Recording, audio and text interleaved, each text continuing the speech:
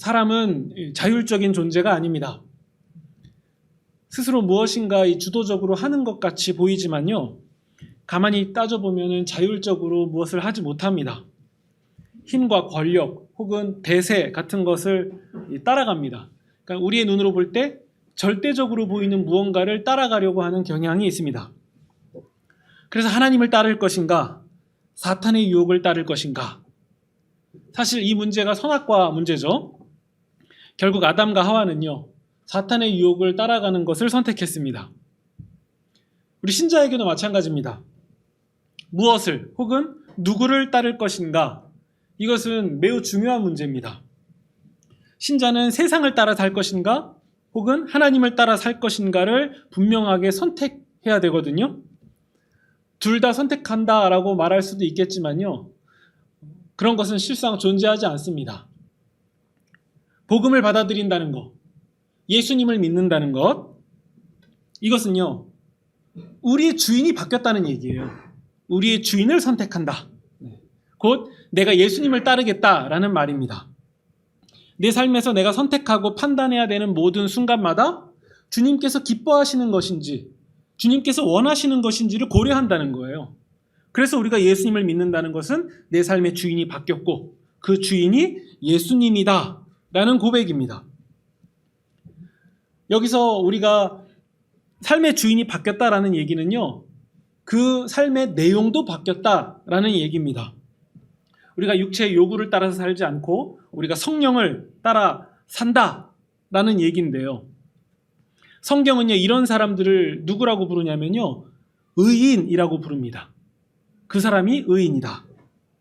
그런데요, 우리가 신자들에게 당신은 의인입니까? 라고 질문할 때 네 라고 당당하게 대답할 수 있는 사람이 과연 몇 명이나 될까요? 우리는 그 질문을 받지 않기를 바랄 뿐이죠. 근데 성경은요, 예수님 믿는 사람들을 의인이라고 부릅니다. 그럼에도 우리는 이런 사실을 알고 있음에도 불구하고 사실 마음 한켠에는 나는 아닌데 라는 마음도 동시에 가지고 있거든요. 우리 이 중에서 저는 의인입니다 라고 손 드실 수 있는 분 몇 분이나 되실까요? 안 하고 넘어가는 게 낫겠죠? 네. 성경에서는요, 이 성경에서 의인이라는 단어를 검색해 보면요, 가장 첫 부분에 노아가 등장합니다. 노아, 우리가 너무 잘 알고 있는 인물이죠. 우리가 노아를 생각하면 동시에 큰 배도 함께 떠올리잖아요. 하나님의 명령을 따라서 바닷가도 아니고 오히려 높은 곳에 배를 짓는 노아는요, 세상의 눈으로 볼 때에는 굉장히 엉뚱한 사람이었어요. 하지만 성경은 그 노아를 의인이라고 소개하고 있습니다. 그런데 문제가 있어요.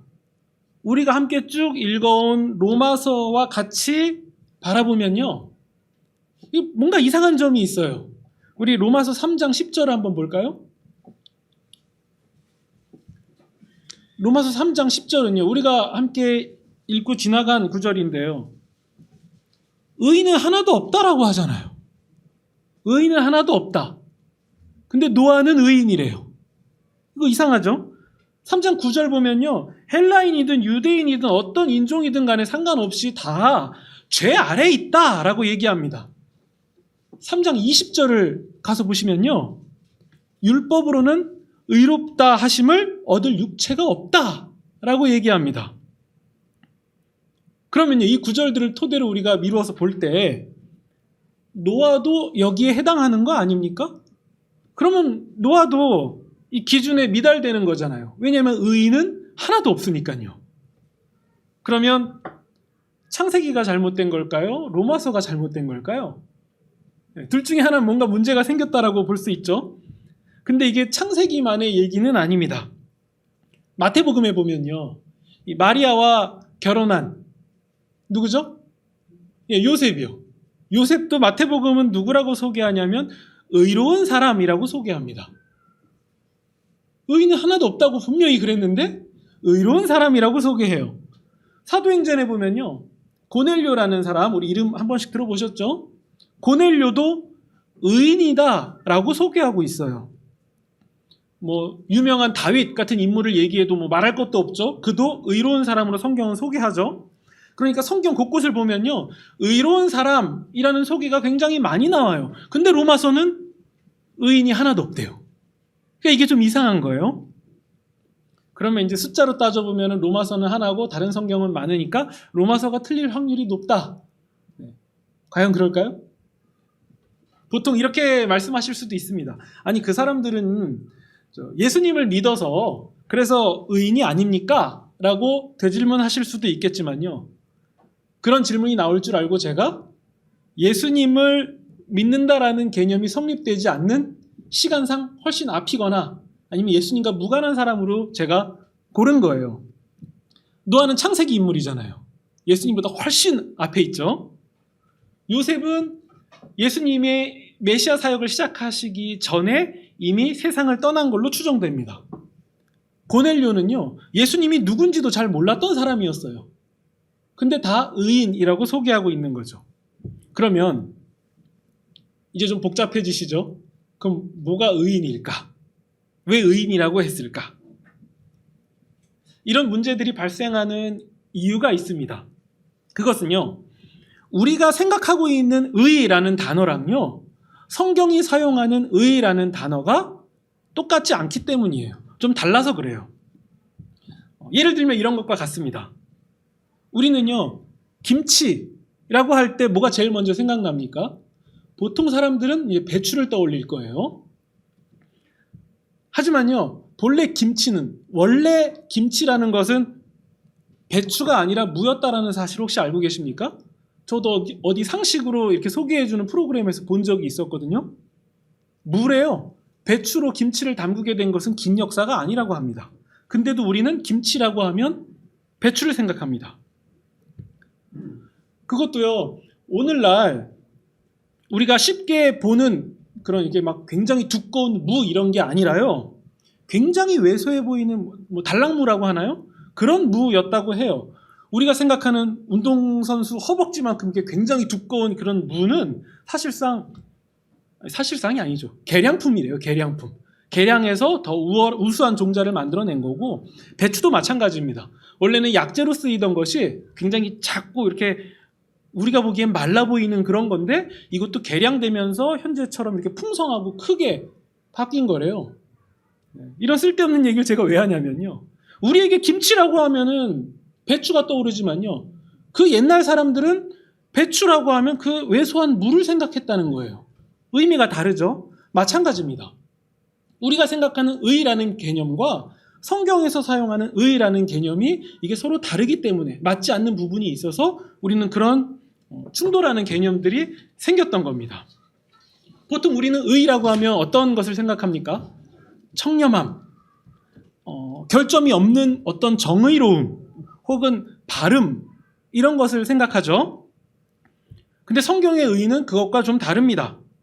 우리가 김치를 얘기할 때 김치는 고춧가루입니다 라고 얘기하면 이게 맞지가 않는 것처럼, 마찬가지로 결점이 없는 정의로움, 뭐 바름, 청렴함, 이런 의미를 가지고 의를 설명하면요, 의에 대한 어떤 한 부분일 뿐이에요. 의를 다 설명하지 못한다는 거죠.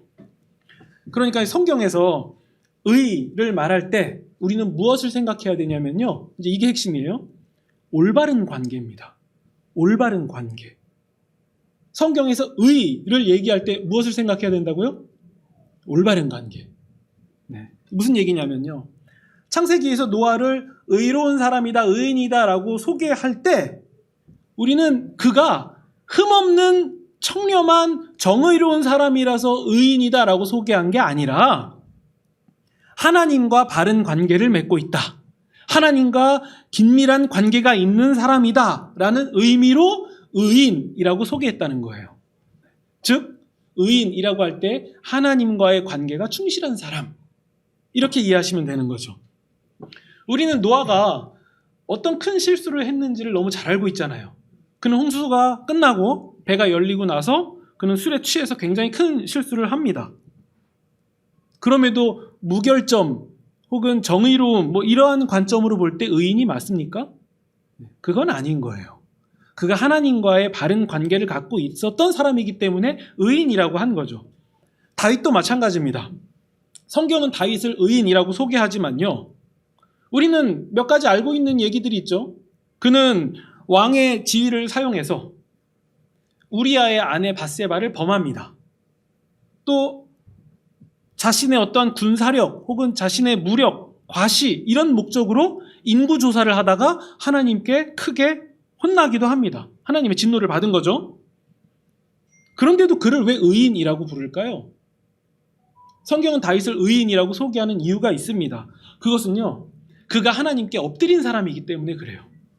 하나님 앞에서 자신이 지은 죄를 가지고 엎드릴 줄 알았고 진심으로 뉘우칠 줄 알았고 하나님께서 벌을 내리신다면 그 벌도 제가 달게 받겠습니다 라고 각오도 할 줄 알았고 동시에 하나님 어떠한 벌이라도 좋습니다. 그러나 나를 하나님께로부터 멀리 두지 마시고 구원의 기쁨을 회복시켜 주십시오 라고 고백한 인물이에요. 그래서 성경은 다윗을 의인이라고 얘기하는 거지 그가 흠없는 사람, 순전한 사람, 전혀 결점 없는 사람 그런 의미로 의인이라고 부른 것은 아닙니다. 그러면서도 우리가 동시에 분명히 할 수 있는 점이 있습니다. 그것은 무엇이냐면요.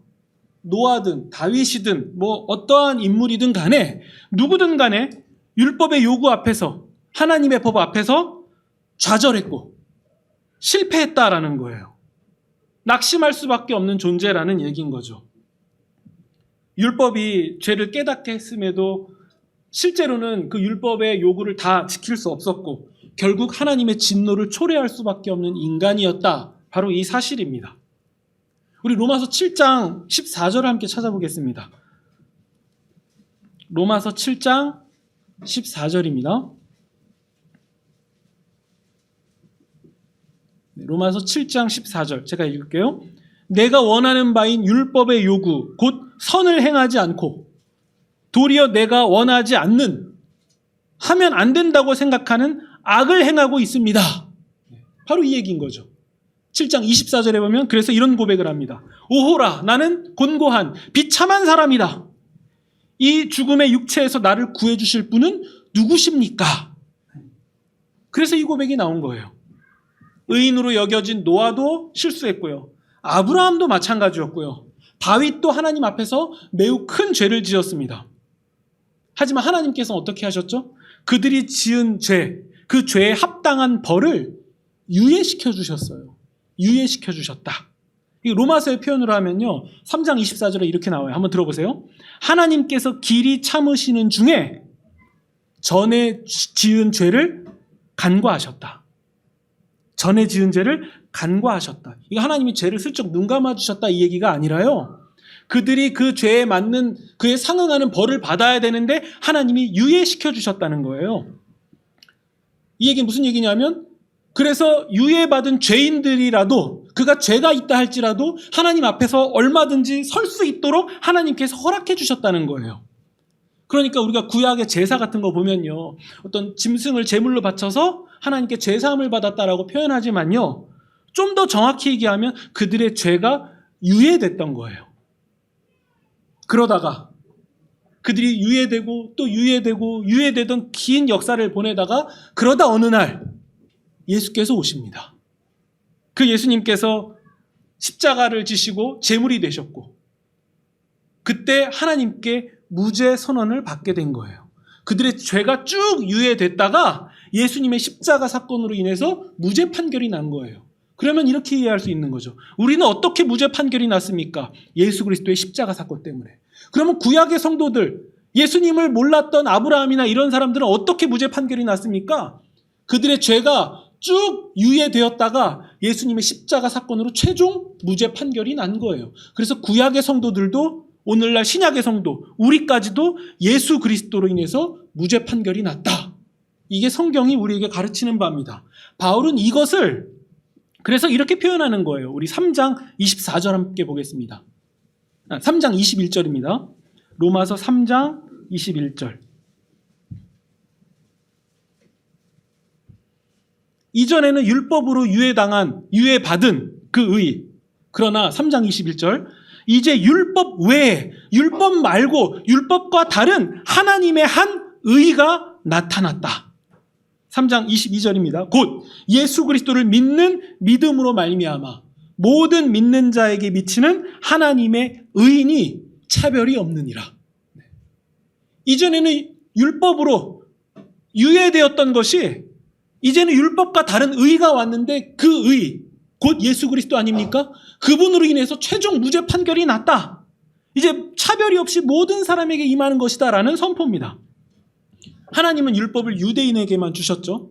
하지만 이제 구원의 길이 어떻게 열립니까? 유대인뿐만 아니라 모든 민족에게 열렸습니다. 그렇다면 하나님의 의는 율법을 넘어선 것이어야만 해요.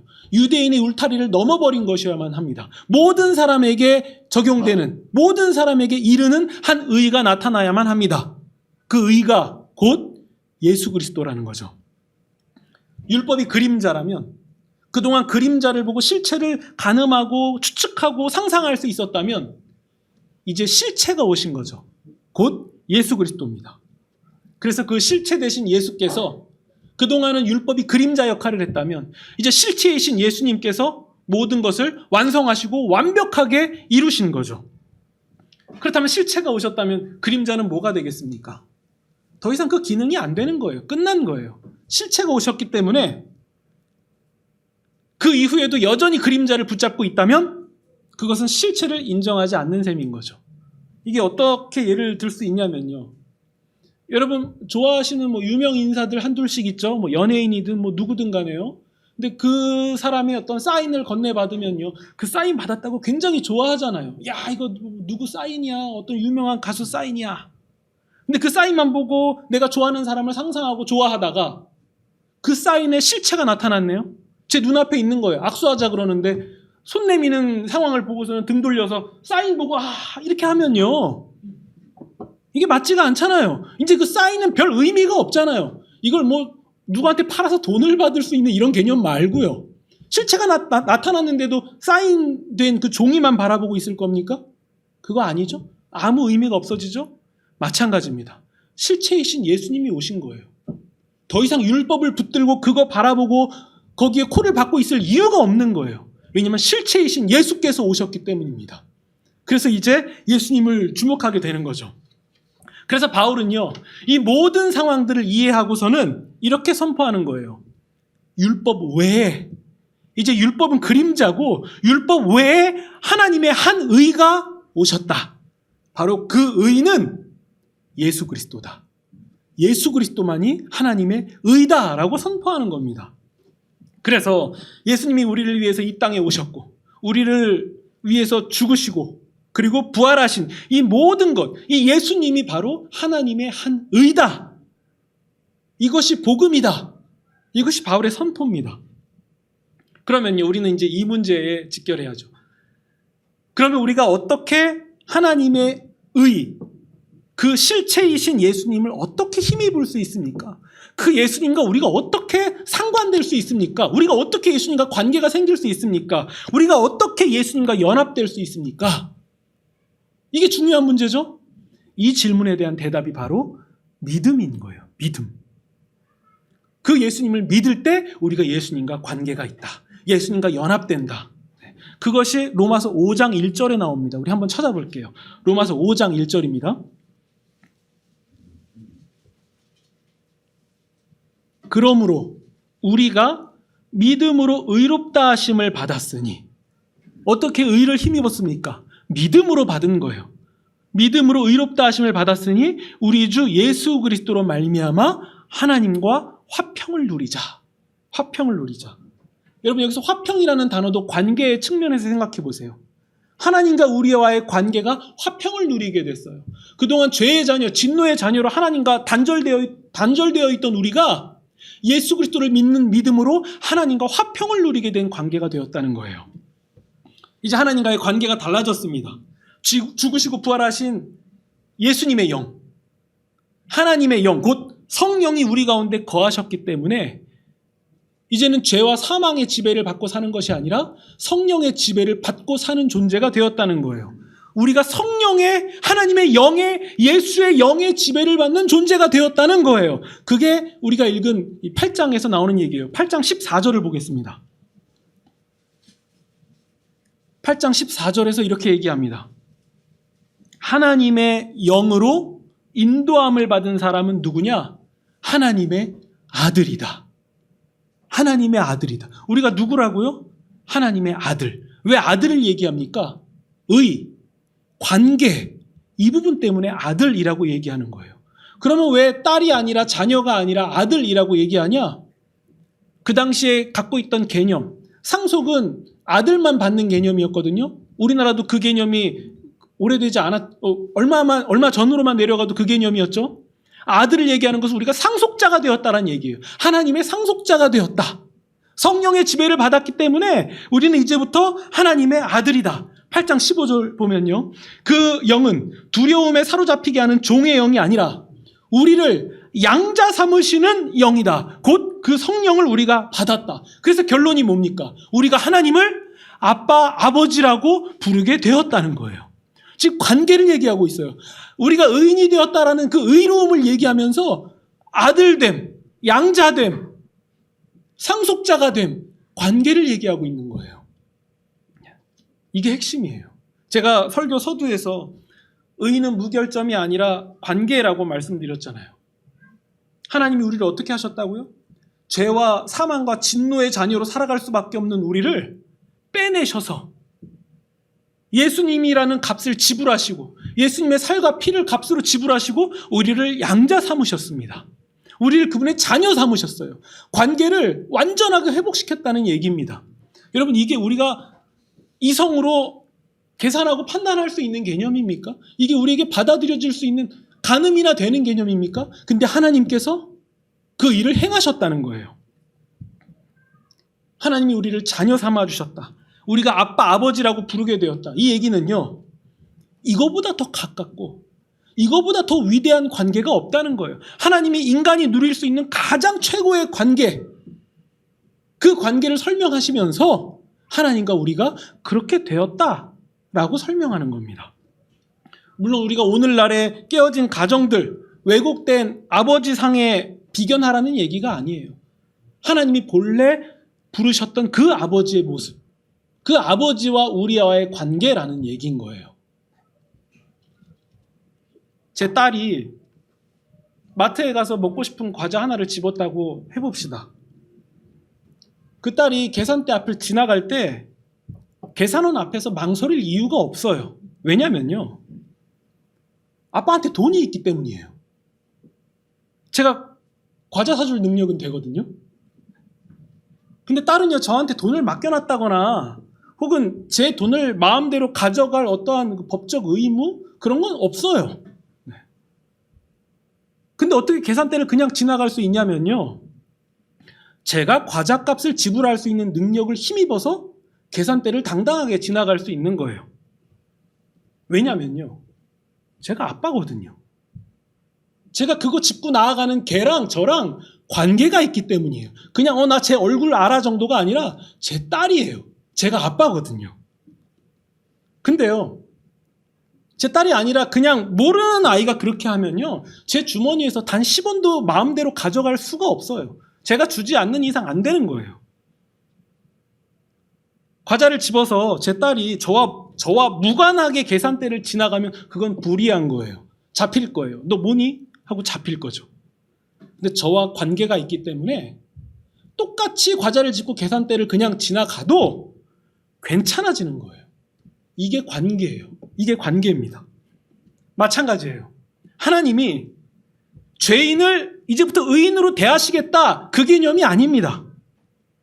하나님이 예수 그리스도를 죽은 자 가운데서 다시 살리신 그 사실을 믿는 믿음, 하나님이 베푸신 구원의 능력, 은혜, 이것을 힘입어서 우리가 하나님을 아빠, 아버지라고 부를 수 있게 된 것, 이 사실, 이 은혜를 힘입었기 때문에 깜도 안 되고 능력도 안 되는 우리가 하나님 때문에, 하나님이 지불하셨기 때문에, 그래서 우리가 의로워진 거예요. 우리는 여전히 허물이 많고 능력도 안 돼, 아무것도 아닙니다. 별 달라진 것도 없어 보여요. 근데 왜 성경이 하나님이 우리를 의인이라고 부르냐면 하나님 때문에. 하나님이 예수 그리스도를 지불하셨기 때문에, 대속물로 바치셨기 때문에 그 주님을 힘입어서 우리가 뻔뻔하게 의인이라고 말할 수 있는 거예요. 그래서 우리가 의인입니다. 우리 30절을 보시면요, 하나님은 여기서 끝이 아닙니다. 하나님은 우리를 의롭다 하신 것에서 끝내지 않으십니다. 의롭다 하심을 입은 그들을 영화롭게, 영광스럽게 하실 것입니다. 이것은요, 구체적으로 이 뜻이에요. 29절에 보면 그 답이 나와 있습니다. 그 아들의 형상을 본받는 것. 우리가 예수님의 형상을 본받게 되는 거예요. 우리가 예수님의 형상을 본받게 된다. 그래서 우리가 전신 거울을 볼 때에 그 거울에서 나를 발견하는 게 아니라 그 거울에 서 계신 예수님을 발견하게 되는 거예요. 하나님이 보실 때 우리와 예수님을 구분할 수 없을 정도로 우리가 그렇게 된다는 거죠. 이것은 그냥 하나님이 마치 우리 사람들끼리 허풍 떨면서 좋은 얘기하듯이 하는 게 아니라 당신의 아들이신 예수 그리스도를 제물로 거시는 그 사랑에 근거하여서 말씀하시는 거죠. 32절. 자기 아들을 아낌없이 내주신 하나님께서 어찌 그 아들과 함께 우리에게 모든 것을 주시지 않겠습니까? 그 십자가를 바라보면 하나님은 뭐든지 다 하실 수 있는 분이라는 것을 확신할 수 있다는 거예요. 우리의 과거의 인생을 그렇게 해오셨듯이 우리의 지금과 앞으로의 인생도 하나님께서 그렇게 인도해 오실 것이다. 인도하실 것이다. 그것을 성경은 예정이라고 설명하고 있는 거죠. 즉 예수님이 우리의 보증이 되셨다. 여러분, 이거보다 더 확실한 하나님의 은혜, 약속이 있겠습니까? 33절, 34절을 보시면요, 마치 딸의 과자값을 아빠가 다 지불했듯이 우리가 치러야 할 율법의 요구, 죄와 사망의 법을 하나님이 예수님을 통해서 다 지불하셨기 때문에 누구도 우리를 고발할 수 없고 우리를 정죄할 수 없다. 그래서 우리가 이 상황에서 망하는 길은 오직 딱 하나예요. 오직 딱 하나입니다. 우리가 예수님과 분리되는 것. 우리가 예수님과 무관하게 되는 것. 이것 외에 우리가 망하는 길은 없어졌다는 거예요. 근데 성경은 뭐라고 얘기하죠? 35절. 누가 우리를 그리스도의 사랑에서 끊을 수 있습니까? 환난입니까? 곤고, 박해, 기근, 빈곤, 위협, 칼. 이런 것들이 우리를 그리스도의 사랑에서 끊을 수 있습니까? 37절입니다. 그러나 이 모든 일에 우리를 사랑하시는 이로 말미암아 우리가 넉넉히 이깁니다.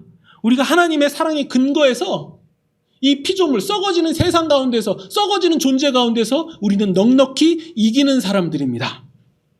38절. 내가 확신하노니 사망이나 생명이나 천사들이나 권세자들이나 현재일이나 장래일이나 능력이나 39절. 높음도 깊음도 다른 어떤 피조물도 우리를 우리 주 예수 그리스도 안에 있는 하나님의 사랑에서 끊을 수 없다. 즉 우리가 주께로부터 갈라져서 망하는 길은 애당초 할 수가 없는 일이 돼버렸다는 거예요. 하나님이 그렇게 하시겠다. 그러면요, 우리가 로마서 8장까지 이 교리와 여러 가지 얘기하면서 참 복잡하셨을 거예요. 마태복음 설교 듣는 것과 다르다라고 생각하셨을 수도 있겠습니다. 근데 이 교리의 내용들, 이 중요한 내용들, 이것들을 토대로 그럼 우리는 어떤 결론으로 가면 되겠습니까? 여전히 예수님이 우리 구원하셨으니까 우리 죽으면 낙원 가네? 티켓 땄네? 그러면 우리는 이 세상에서 그냥 잘 먹고 잘 살면 되겠다. 이렇게 가면 되겠습니까? 예수 믿으면 부자 된다라는 예수님은 전혀 가르치신 적도 없는 그런 이상한 내용을 붙잡고 그렇게 세상이랑 다를 것 없이 살다가 가면 되는 겁니까? 그게 복음입니까? 그럴 수 없습니다. 결코 그럴 수 없습니다.